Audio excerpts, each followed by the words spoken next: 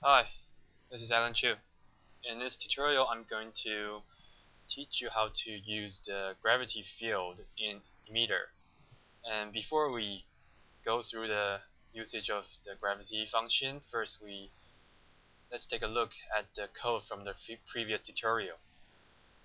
We have this scale grow range, scale decay range, initial scale, and final scale. Well, actually, there are similar parameters for alpha also.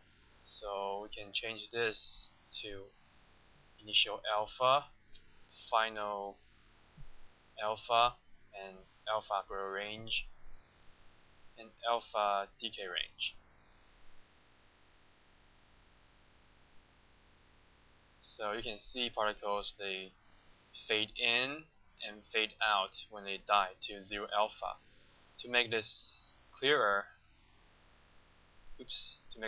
I'll just use the alpha decay range and no initial alpha 0, and I'll increase the alpha decay range to 40.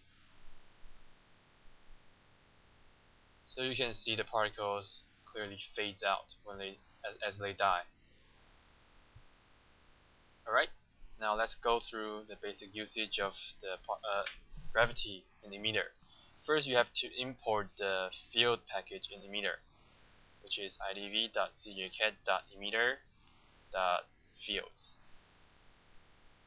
Okay, and I'll get rid of these. Okay, now I'm going to create a field object to act as the gravity field. So I'll type F for field, and I'm going to use uniform field. And I want this uniform field to point downward. So I'll give its x and y component 0 and 0.5. Okay. And here, I'm going to add this field to the gravity. So I'll type emitter dot add gravity F. So now you can see particles are attracted downward by the gravity field. If I change this 0.5 here to negative 0.5, wait, let me do some setting here. Turn off auto collapse. Okay, it's fine. And when I change this 0.5 to negative 0.5, you can see the particles are attracted upward. And beside this uniform field, we have another field called the radial field. And now I want this radial field to follow my mouse cursor, so I'll add another event listener. Loop, function loop.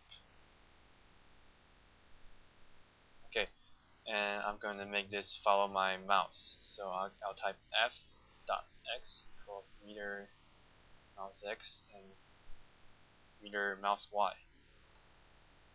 Okay, and to make the code cleaner, I'm going to move this step function call into the single listener and get rid of this line. Okay, that's better.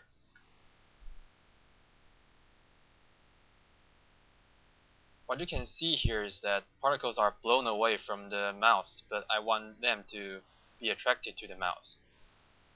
This is because the radial field has a strength property of positive value. If I change it to a negative value, the particles would be attracted to the center of the field. So I'll change the strength parameter here to -1. Okay. So here you can see particles are attracted to the cursor.